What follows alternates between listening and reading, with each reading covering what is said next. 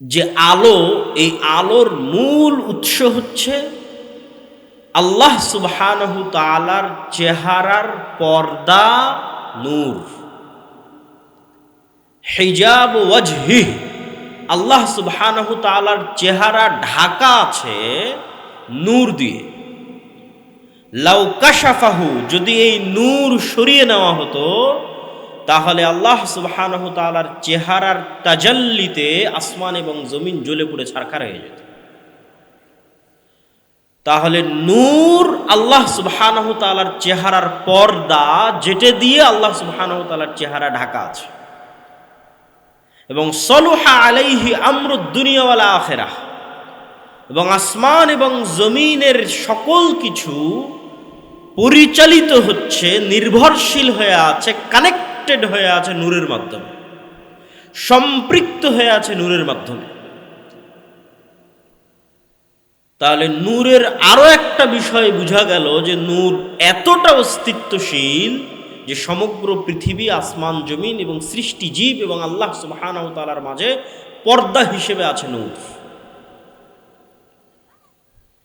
এবং কোরআনের বহু আয়াতে আল্লাহ সুবহানাহু তাআলা, যেগুলো বিস্তারিত আজকে আয়াত ধরে ধরে আপনাদের সামনে পড়ছি না, কিন্তু আমার যে বই সামনে আসতেছে সেই বইয়ে সেগুলো সব আয়াত উল্লেখ করা আছে, যেখানে আল্লাহ সুবহানাহু তাআলা কোরআনকে নূর বলছেন, যেখানে আল্লাহ সুবহানাহু তাআলা তার ওয়াহি, তার কিতাবকে নূর বলছেন, তার দ্বীনকে নূর বলছেন।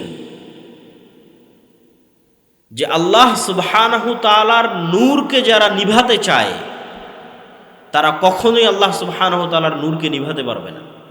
তিনি মুতিম্মু নূরি, তার নূরকে তিনি পূর্ণ করেই ছাড়বেন। ওয়ালাউ কারিহাল কাফিরুন ওয়ালাউ কারিহাল মুশরিকুন, যদিও কাফের এবং মুশরিকরা অপছন্দ করে, সেই নূর হচ্ছে ইসলাম, সেই নূর হচ্ছে কোরআন। এগুলোকে আল্লাহ সুবহানাহু তাআলা নূর বলেছেন। এবার নূর যখন আপনি বুঝলেন যে নূর একটা বাস্তব জিনিস, এখন আরেকটু আমরা গভীরে আরো অনুভব করি যে নূর যদি এত বাস্তব হয় তো চোখে দেখা যায় না কেন, বিজ্ঞান ধরতে পারে না কেন, সায়েন্স অ্যান্ড টেকনোলজিতে বের করা যায় না কেন যে নূর আছে পৃথিবীতে। নূর আমার অন্তরে তৈরি হচ্ছে, আমার অন্তরে নূর নাই, অন্তর মারা গেছে। কি দিয়ে, কোন যন্ত্র দিয়ে পরীক্ষা করব? আমার চোখের পাওয়ার কমে যাচ্ছে, এটা মাপার যন্ত্র আছে, কিন্তু আমার অন্তরে নূর নাই, মারা গেছে, এটা মাপার আমার যন্ত্র কোথায়? অতএব আমি বাস্তবে অনুভব করতে চাই নূর আছে।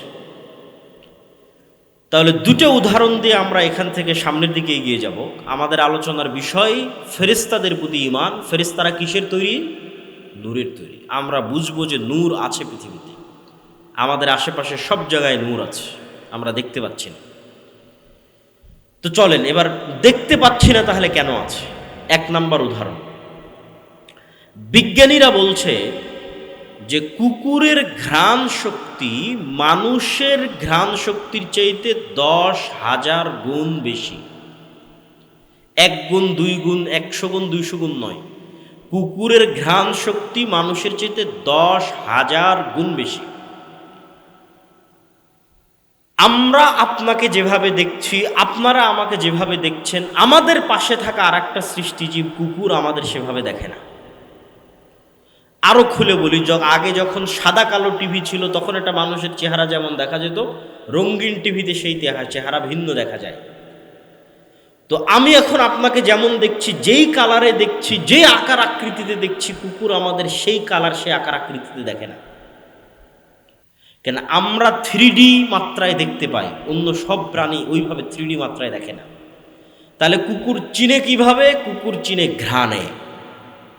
চেহারা দেখে নয় যে এটা আব্দুল্লাহ, ওটা আমার মালিক, ওটা আমার মনিব। ঘ্রাণ দিয়ে চিনে ফেলে। মানুষ যাচ্ছে, মানুষ আসছে, ঘ্রাণ দিয়ে।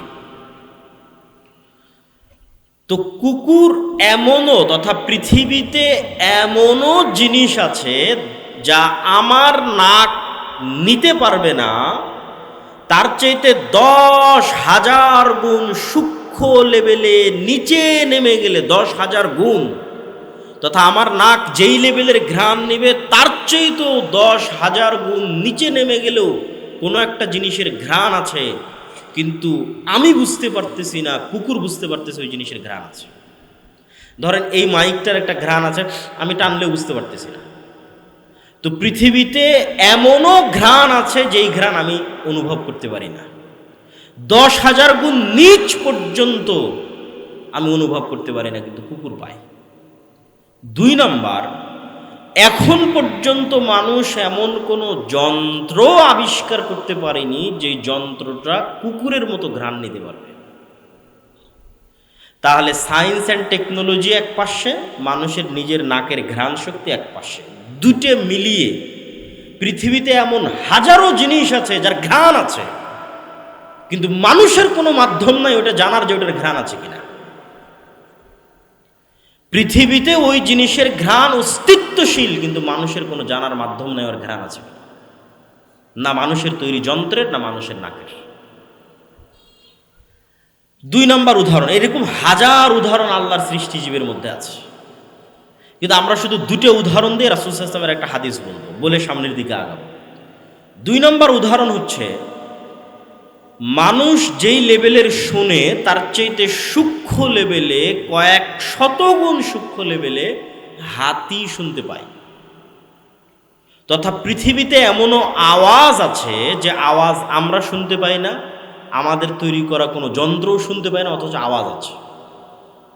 আওয়াজ নাই, আমি শুনতে পাচ্ছি না, তার মানে আওয়াজ নাই, এটা ডাহা মিথ্যা কথা। আমি নাক দিয়ে ঘ্রাণ নিতে পারতেছি না, তার মানে এই জিনিসটার কোনো ঘ্রাণ নাই, এটা মিথ্যা কথা। আমি শুনতে পাচ্ছি না, এই জন্য কবরে আযাব হচ্ছে না, এটা মিথ্যা কথা।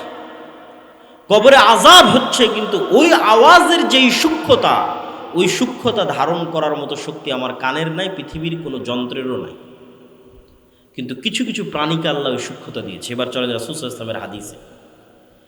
রাসূল সাল্লাল্লাহু আলাইহি ওয়াসাল্লামের হাদিস বলছে যে ফেরেশতাদের নূর যেই লেভেলের আলো, যেই প্রকারের আলো, আর জিন এবং শয়তানের আগুন যেই লেভেলের আলো, ওই লেভেলের আলো মানুষের যেমন দেখার সক্ষমতা নাই, মানুষের তৈরি করা যন্ত্রের যেমন ধারণ করার সক্ষমতা নাই, কিন্তু আল্লাহর তৈরি করা কিছু সৃষ্টিজীবের আছে। রাসূল সাল্লাল্লাহু আলাইহি ওয়াসাল্লাম বলে দিয়েছেন যে জিন শয়তানের লেভেলের আলো দেখার সক্ষমতা কুকুরের আছে, আর ফেরেশতা লেভেলের আলো, নূর লেভেলের আলো দেখার সক্ষমতা মোরগের আছে। তাহলে নূর পৃথিবীতে অস্তিত্বশীল না অস্তিত্বশীল নয়? বলেন, নূর পৃথিবীতে আছে না নাই? আমাদের আশেপাশে এখন আছে না নাই? আছে। আমি বুঝতে পারছি না, দেখতে পাচ্ছি না, তার মানে না, এটা ভুয়া কথা। অসংখ্য জিনিস এরকম যেটা আমরা পাই। তারপরে এটা শেষ উদাহরণ, নূর প্রমাণ করতে গিয়ে শেষ উদাহরণ। যদিও এটা ওই উদাহরণ নয় যে যন্ত্র ধরতে পারতেছে না, যন্ত্র ধরতে পারছে, কিন্তু আমরা চোখে দেখি না। সেটা কি? সেটা হচ্ছে আপনি রিমোট দিয়ে এসি অন করতেছেন, ওই রিমোট থেকে একটা আলো বের হয়ে এসিতে গিয়ে লাগতেছে, আলো দিয়ে এসি অন হচ্ছে, আলোতে এসি অফ হচ্ছে। ওই আলো আপনি দেখেন না, কিন্তু যন্ত্র ওই আলো ধারণ করে, আলোর ওয়েভ। আমার বক্তব্য লাইভ চলতেছে, এইটা আলোর মাধ্যমে যাচ্ছে। আমেরিকায় বসে আলোর ওয়েভের মধ্যে দেখতে পাচ্ছে, আমেরিকায় বসে আমার বক্তব্যের লাইভ, এবং আমার আওয়াজ আলোর ওয়েভের মধ্যে দিয়ে মোবাইলে আমেরিকা এবং লন্ডনে চলে যাচ্ছে সাথে সাথে। আলোর গতি এত দ্রুত যে সাথে সাথে চলে যাচ্ছে, অথচ যেই ওয়েভ ব্যবহার করে আমার এই কথা চলে যাচ্ছে মোবাইলের মাধ্যমে, লাইটের মাধ্যমে, এসির রিমোট ব্যবহার করে অন অফ হচ্ছে, এগুলো আমরা কেউ চোখে দেখি না, কিন্তু আছে। এই আলো অস্তিত্বশীল, এই ওয়েভ অস্তিত্বশীল। কিন্তু সবচেয়ে আশ্চর্য বিষয় হচ্ছে, রাত দিন আমি ফোনে কথা বলতেছি, রাত দিন আমি মোবাইলে মানুষের লাইভ দেখতেছি, আর আমি আবার মনে করতেছি কি যে আল্লাহ সুবহানাহু ওয়া তাআলা আমার কথা শুনছেন না। এটা হলো সবচেয়ে আশ্চর্য, যে আমার এখানে বলা কথা আমেরিকায় বসে মানুষ শুনতে পারতেছে, মানুষের তৈরি করা যন্ত্র দিয়ে সাথে সাথে, আর আমার কথা আল্লাহ শুনছেন না। অথচ যে ওয়েভ ব্যবহার করে মানুষ শুনতেছে, এই আলোর মধ্যে এই ওয়েভ, এই কথা ধারণ করার ক্ষমতা কে দিয়েছে? আল্লাহ দিয়েছে। এই জন্য আল্লাহকে বলা হয়েছে বাদিউস সামাওয়াতি ওয়াল আরজ। আল্লাহ সুবহানাহু ওয়া তাআলা শূন্য থেকে সৃষ্টি করেন, মানুষ বাদিউ নয়। মানুষ কোনো কিছুই শূন্য থেকে তৈরি করতে পারে না, আগে থেকেই আল্লাহ রেখেছেন, মানুষ ব্যবহার করে। ব্যবহার করা জানতো না, আল্লাহ সুবহানাহু তাআলা যদি ন্যূনতম ভারসাম্য এদিক ওদিক করে দেন, তাহলে মানুষ আর ব্যবহার করতে পারবে। তথা আলোর ওয়েভের মধ্যে ভারসাম্য ন্যূনতম পরিবর্তন হয়ে গেলে আমার আওয়াজও যাবে না, লাইভও হবে না, কথাও শোনা যাবে না, বিমানও উঠতে পারবে না যদি আমাদের উপরের যে আবহাওয়ার স্তর আছে সেটার মধ্যে কোনো পরিবর্তন হয়। যাক, এই পয়েন্টের শেষের দিকে চলে এসেছে। তাহলে নূর অস্তিত্বশীল, আল্লাহ হচ্ছেন নূরুস সামাওয়াতি ওয়াল আরজ, আসমান এবং জমিনের নূর, এবং নূর থেকেই সৃষ্টি হচ্ছে ফেরেশতা। আর ফেরেশতার উপর ঈমান মানে কেমন লেভেলের ঈমান? এবার আসেন রাসূল সাল্লাল্লাহু আলাইহি ওয়াসাল্লামের যুগের কিছু উদাহরণ। রাসূল সাল্লাল্লাহু আলাইহি ওয়াসাল্লামের যুগের কিছু উদাহরণ। এক ব্যক্তি এক রাস্তা দিয়ে অতিক্রম করতেছে, সে মেঘ থেকে আওয়াজ শুনল যে উমুকের জমিতে পানি বর্ষণ করো। সহিহ হাদিস। মেঘ সেখানে চলে গেল, বৃষ্টি বর্ষণ হলো। ওই বৃষ্টি এবং পানির নালা ধরে সেই ব্যক্তি এগিয়ে গিয়ে ওই ব্যক্তিকে জিজ্ঞেস করছে, ভাই তোমার নাম কি? তো সে যে নাম বলছে ওই নাম সে মেঘে শুনেছে। 2 নম্বর হাদিস, রাসূলুল্লাহ সাল্লাল্লাহু আলাইহি ওয়াসাল্লাম খন্দকের যুদ্ধ শেষ করে ঘরে ঢুকেছেন এবং গোসল করেছেন। আয়েশা রাদিয়াল্লাহু তাআলা আনহা বলছেন, তো জিবরাইল এসে রাসূল সাল্লাল্লাহু আলাইহি ওয়াসাল্লামকে বলছে যে আপনি অস্ত্র রেখে দিয়েছেন, আমরা অস্ত্র রাখিনি। কেন? তোমরা কেন অস্ত্র রাখনি? তো বলে, খন্দকের যুদ্ধের সময় মদিনার মধ্যে অবস্থান করা বানু কোরাইজা, বানু কায়নুকা, বানু নাজির 3টা ইহুদি গোত্র আল্লাহর নবীর সাথে গাদ্দারি করেছে। এদেরকে মদিনা থেকে বের করে দিতে হবে, শাস্তি দিতে হবে, এই জন্য আমরা অস্ত্র রাখিনি। আপনি এবং আপনার সাহাবীরা অস্ত্র নিয়ে রওনা দেন। এবার আনাস রাদিয়াল্লাহু তাআলা আনহু বলছে, আল্লাহর নবীর নির্দেশে আমরা পুনরায় বানু কোরাইজা, বানু কায়নুকা, বানু নাজির গোত্রের দিকে রওনা দেওয়া শুরু করলাম। তো আমরা দেখছি আমাদের পৌঁছার আগেই ইহুদি গোত্রের অলিগলিতে ধুলা উঠতেছে। তো কিসের ধুলা? আমাদের আগেই জিব্রাইলের বাহিনী, ঘোড় সওয়ার জিব্রাইলের বাহিনী সেখানে পৌঁছে যাওয়ায় জিব্রাইলের বাহিনীর পদাঘাতে ধুলা উঠতেছে। বলেন আল্লাহু আকবার। আনাস রাদিয়াল্লাহু তাআলা আনহু বলতেছে, উহুদের যুদ্ধে হানজালা রাদিয়াল্লাহু তাআলা আনহু নামে একজন সাহাবী মারা গেছে, শহীদ হয়েছে। তিনি বাসর ঘর থেকে বের হয়ে গিয়ে শহীদ হয়েছে। তার স্ত্রীর দেওয়া সংবাদের কারণে সাহাবীরা চাচ্ছে তাকে গোসল দিবে। রাসূল সাল্লাল্লাহু আলাইহি ওয়াসাল্লাম বলছেন, তাগসিলুহুল মালায়েকা, হানজালাকে গোসল দেওয়ার দরকার নাই, ফেরেশতারা অলরেডি তাকে গোসল দিয়ে দিয়েছে। বদরের যুদ্ধে আব্দুর রহমান বিন আউফ রাদিয়াল্লাহু তাআলা আনহু বলছেন যে আমার দুই পাশে 2 জন ব্যক্তি ঘোড়ায় যুদ্ধ করতেছে, সাদা ধবধবে কাপড় পরিধান করে, যাদেরকে মদিনাতে আমি আগে কোনো দিন দেখিনি, পরে কোনো দিন দেখিনি। রাসূল সাল্লাল্লাহু আলাইহি ওয়াসাল্লামকে গিয়ে যখন আমি জানালাম এই ঘটনা, আল্লাহর নবী বললেন তারা 2 জন ছিল জিবরাইল এবং মিকাইল। আমি যতগুলো হাদিস বলছি সব সহিহ হাদিস, বেশিরভাগই বুখারী মুসলিমের হাদিস। উহুদের যুদ্ধে রাসূল সাল্লাল্লাহু আলাইহি ওয়াসাল্লামের এক সাহাবী একজন মুশরিককে তাড়া করতেছে। তাড়া করতে গিয়ে সে একটা অদৃশ্য আওয়াজ শুনলো, আকদিম হাইজুম, দ্রুত এগিয়ে চলো হে হাইজুম। তো দ্রুত ওই মুশরিকের ওপর আক্রমণ করতে গিয়ে সাহাবী দেখছেন তার আক্রমণের আগেই মুশরিক উল্টে পড়ে আছে এবং তার আহত জায়গা থেকে, ক্ষত স্থান থেকে রক্ত বের হচ্ছে। এই ঘটনা সাহাবী রাসূলুল্লাহ সাল্লাল্লাহু আলাইহি ওয়াসাল্লামকে শোনালেন। আল্লাহর নবী বললেন এটি ছিল 3য় আসমান থেকে আসা ফেরেশতা। আল্লাহু আকবার। ফেরেশতাদের ঘটনা রাসূল সাল্লাল্লাহু আলাইহি সাল্লামের জীবদ্দশায় সাহাবীদের বাস্তবে চোখে দেখা অসংখ্য, অগণিত, বলতে বলতে শেষ করা যাবে না, এত বেশি। আর এগুলো শুধু হাদিস থেকে নয়, স্বয়ং আল্লাহ সুবহানাহু ওয়া তাআলা পবিত্র কোরআনের সূরা আলে ইমরানে, সূরা নিসায় আল্লাহর নবীর সহযোগিতায় বদরে, উহুদে, খন্দকে, হুনাইনে 1000, 3000, 5000 করে ফেরেশতা তিনি অবতীর্ণ করেছেন। তার স্পষ্ট ঘোষণা পবিত্র কোরআনে আল্লাহ সুবহানাহু ওয়া তাআলা দিয়েছে যে বদর, উহুদ, খন্দক, হুনাইনে 1000, 3000, 5000 করে ফেরেশতা অবতীর্ণ হয়েছে। রাসূলুল্লাহ সাল্লাল্লাহু আলাইহি ওয়াসাল্লাম একদিন মসজিদে নববীতে বসে আছেন। এইরকম মুষ্টি কয়েক, গুটি কয়েক সাহাবীদের জামাতও বসে আছে। একজন অপরিচিত ব্যক্তি মসজিদে নববীতে প্রবেশ করলো। খুশকো নয়, সফরের কোনো আলামত নাই, চিনাও যায় না। এই সফর আজকের বিমানের যুগের সফর নয়, এই সফর মরুভূমির সফর। তো কোনো আলামত নাই সফরের। ওমর রাদিয়াল্লাহু তাআলা আনহু বলছেন তাকে আমরা চিনিও না। আজকের 1400 বছর পরের মদিনা এত ছোট শহর যে এখনো মদিনার সব মানুষকে চেনা সম্ভব। আর আমরা যেই সময়ের হাদিস বলছি এইটা আজ থেকে 1400 বছর আগে, যখন সর্বোচ্চ 500 থেকে 600, 1000 মানুষ মদিনায় বসবাস করে, সবাই সবাইকে চেনে। তাহলে চিনিও না, দূর থেকেও আসেনি, কেননা সফরের আলামত নাই। তো বিমানের সফর নয়, মরুভূমির সফর, ঘোড়া আর উটের সফর। রাসূল সাল্লাল্লাহু আলাইহি সাল্লামকে সে জিজ্ঞেস করছে, মাল ইসলাম, মাল ঈমান, মাল ইহসান, মাতা সাআহ। ইসলাম কি, ঈমান কি, ইহসান কি, কিয়ামত কখন হবে? রাসূল সাল্লাল্লাহু আলাইহি ওয়াসাল্লাম সবগুলো প্রশ্নের উত্তর দিলেন। ওই ব্যক্তি পাল্টা বলতে থাকছে, আপনি ঠিক বলেছেন, ঠিক বলেছেন। সব ঘটনা শেষ হয়ে যখন ফিরে চলে যাচ্ছেন, আল্লাহর নবী জিজ্ঞেস করলেন সাহাবীদের, তোমরা কি জানো ইনি কে? তো বলে, না, আমরা তো জানি না ইনি কে। রাসূল সাল্লাল্লাহু আলাইহি ওয়াসাল্লাম বললেন, না, এটা জিবরাইল তোমাদেরকে দ্বীন শেখানোর জন্য এসেছিল।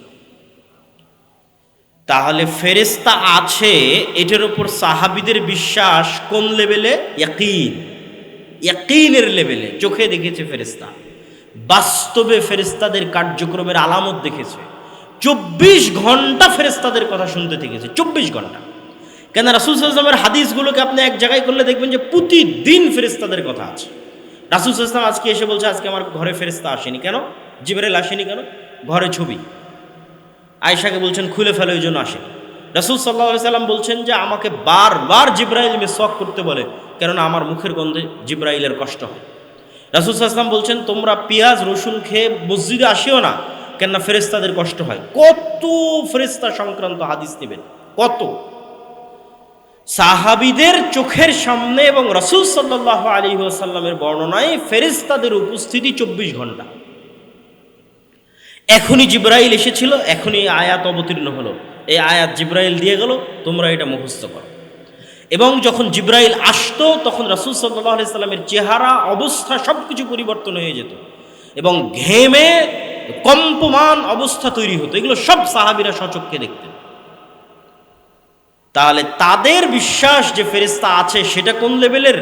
আর আমার আর আপনার বিশ্বাস যে আমাদের দুই কাঁধে ফেরেশতা আছে, লিখছে আমাদের আমলনামা, সেটা কোন লেভেলের? ফেরেশতা আমাদের সাহায্য করতে পারে, সেটা কোন লেভেলের? খালিদ বিন ওয়ালিদ যখন যুদ্ধের জন্য রওনা দিতেন তখন দুনিয়াবি অস্ত্রের উপর ভরসা থাকতো না আল্লাহর শক্তি সামর্থ্য? বদরে দেখেছে ফেরেশতা এসে সহযোগিতা করে, উহুদে দেখেছে ফেরেশতা এসে সহযোগিতা করে, খন্দকে দেখেছে ফেরেশতা এসে সহযোগিতা করে। তাহলে আর ঈমান কোন লেভেলের যে আমি যদি হকের উপর থাকি ফেরেশতা আসবেই? কিন্তু আমার ঈমানই নাই, তাহলে তো ভোটের মাধ্যমে ক্ষমতায় যেতে হবে। বোঝেননি? ঈমান, আল ঈমান বিল গায়ব নাই। আর কোরআনে বলা আছে সমগ্র বাংলাদেশের ক্ষমতা অর্জনের কথা নয়, সারা পৃথিবীর ক্ষমতা অর্জন করা সম্ভব। সারা পৃথিবীর ক্ষমতা অর্জন করা সম্ভব। শুধু একদল মানুষ দরকার যাদের ঈমান বিল গায়ব, ইয়াকিনের লেভেলে, পরকালের জন্য কাজ করবে আল্লাহর সাহায্যের অপেক্ষায়, উইদাউট এনি কম্প্রোমাইজ, কোনো কম্প্রোমাইজ ছাড়া, কোনো ছাড় ছাড়া। কেন তাদের বিশ্বাসের স্তর ওই লেভেলের, ঈমান বিল গায়ব সাহাবীদের লেভেলের। যে ঈমান বিল গায়ব আল্লাহ মূসা আলাইহিস সালাতু ওয়াস সালামকে শিখিয়েছিলেন, মূসা আলাইহিস সালাতু ওয়াস সালামকে বাস্তবে হাতে কলমে আল্লাহ সুবহানাহু ওয়া তাআলা শিখিয়েছেন। আপনি বিশ্বাস করেন, আপনি বানু ইসরাইলের ঘটনা পড়ে দেখেন, ইতিহাস ঘেটে দেখেন, আজকের মুসলমানেরা আজকের আমেরিকা এবং ইসরায়েলের সামনে যতটা অসহায় এবং দুর্বল, মুসলমান বহু দূরের কথা, আজকের গাজার মানুষ আজকের আমেরিকা এবং ইসরায়েলের সামনে যত দুর্বল, তার চাইতে হাজার গুণ শতগুণ দুর্বল ছিল বানু ইসরাইলরা, তার চাইতে হাজার গুণ শতগুণ দুর্বল ছিল আল্লাহর নবী মুসা ফেরাউনের শক্তি সামর্থ্যের কাছে, ফেরাউনের ক্ষমতার কাছে। তাহলে মুসা কি দিয়ে বিজয় অর্জন করেছে? দুনিয়ার লজিক দিয়ে নয়, দুনিয়ার কার্যকরণের সূত্র দিয়ে মুসার বিজয় অসম্ভব, সম্ভব নয়। মুসা যদি চেষ্টা করে যে আমি দুনিয়াবি মাধ্যমে বিজয় অর্জন করব, তাহলে ফেরাউনের সাথে কম্প্রোমাইজ করতে হবে, কোনো রাস্তা নেই। মুসা যদি মনে করে আমি দুনিয়াবি মাধ্যমেই ফেরাউনের সামনে বিজয় অর্জন করব, তাহলে কম্প্রোমাইজ ছাড়া মুসার কোনো রাস্তা নাই। কেন? মুসা অসহায়, মুসা দুর্বল, কোনো ক্ষমতা নাই, কোনো সামর্থ্য নাই। তাহলে মুসা বিজয় অর্জন করেছে কি দিয়ে? আল ইমান বিল গায়বের উপর ইয়াকিনের লেভেলের বিশ্বাস। কেন? মুসা জানে আল্লাহ কে, আল্লাহর শক্তি কি, আল্লাহর ক্ষমতা কি, আর এটাই আল্লাহ মুসাকে শিখিয়েছে। বলছে মুসা তোমার হাতে কি? তো লাঠি, লাঠি ছেড়ে দাও, সাপ হয়ে গেছে, আবার ধরো, লাঠি হয়ে গেছে। তাহলে দুনিয়ার লজিকে এটা লাঠি, আল্লাহ সুবহানাহু ওয়া তাআলা মুসাকে শিখাচ্ছেন দুনিয়ার মানুষ মনে করবে এটা লাঠি, কিন্তু আমার ক্ষমতা সেকেন্ডে আমি এটাকে সাপ পরিণত করে দিতে পারি।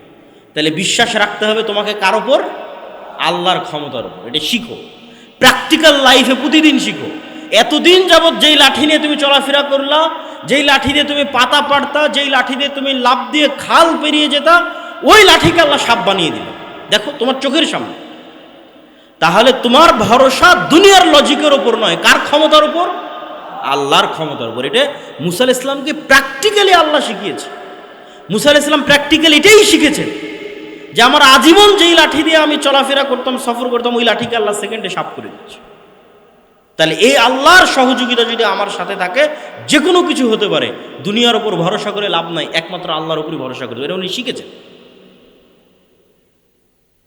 এবং জাদুকরেরা যে মুসা আলাইহিস সালাতু ওয়াস সালামের লাঠিকে সাপ হওয়া দেখে সিজদা দিল, ওইটার পিছনেও কারণ ছিল এটা যে জাদুকরেরাও কিন্তু তাদের দড়ি ছেড়েছিল, তাদের লাঠি ছেড়েছিল, ওগুলো কিন্তু সাপ হয়েছিল।